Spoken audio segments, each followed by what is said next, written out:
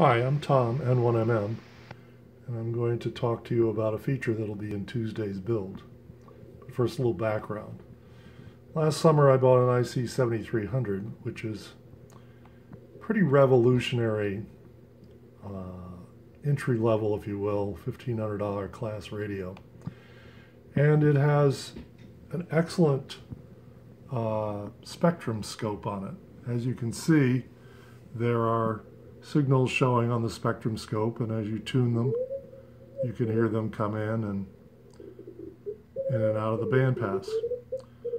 Well, this particular radio does not have an IF output with spectrum information, but it does have the video output that you can capture via the USB port, and that information can be displayed on your computer. So I thought I would try doing that and see if I could add a feature that would be truly relevant to contesting. So in the last week or so, this is what I've come up with, and it's going to go out Tuesday as an experimental feature. It's only going to work on IC7300s. I expect that it will also work on 7610s when they come out, and it may work on other ICOM radios, but it won't work on any other brand of radio because it's specific to the ICOM protocol. So here we go. If you have an ICOM IC7300, on Tuesday the window menu will be enhanced to have an IC7300 spectrum display pick at the bottom. If you click on that, what you'll see is something that's a pretty good replica of the IC7300 display. There's white for signals, blue for residual decay, and green for the current frequency. If you go down to the IC7300, it's quite similar. What's different is there's no waterfall section. But there's a reason that that's not there, nor is it needed. The new UI has a number of controls on it. It has a graph control, which shows the spectrum.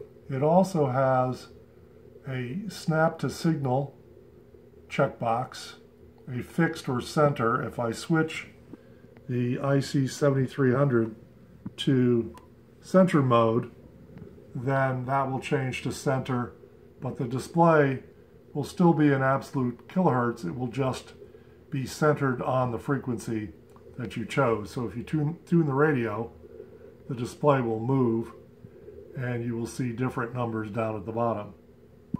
I happen to like it in fixed mode, so I switched it back to that. There's a radio button, radio 1 radio button. If you have two IC7300s, you'll see two radio buttons, and you can choose between them. Right now, the code only supports one spectrum display for one radio, but you can choose which radio. Down at the bottom, you'll see the legend. The blue is the average signal. The white is the instantaneous signal. The green is the RX frequency. And the red is the noise level that I've calculated.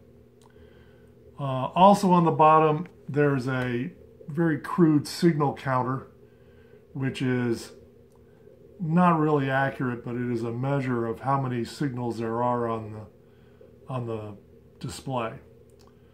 What is different about this is that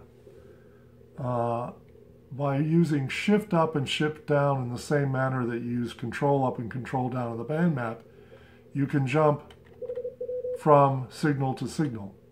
As you can see, we just jumped down in frequency to a signal.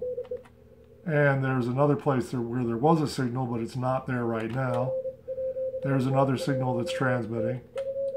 And there's another one that's transmitting, and you can go back in the other direction.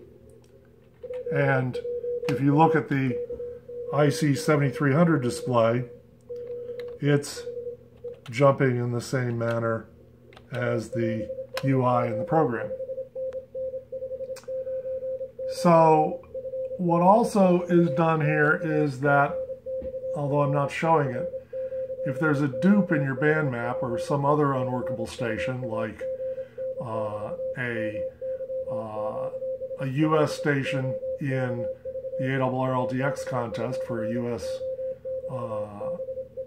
participant, then it would skip over that signal because it would find an unworkable spot within the tuning tolerance at that signal that was found in the spectrum.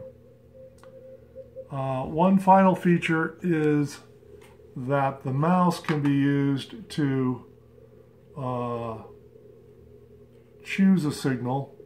Not something I think you do a lot in contesting, but the idea is that you would mouse on it and jump to that signal.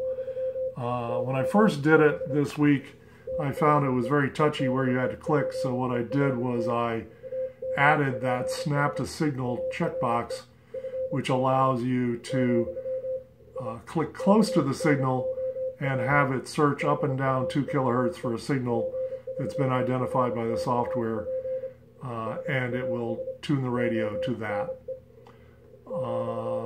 I hope you find this interesting. Like I said, it's experimental, so it could disappear if it doesn't work out to be useful or practical.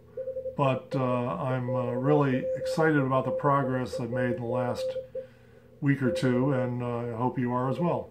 Thanks for watching.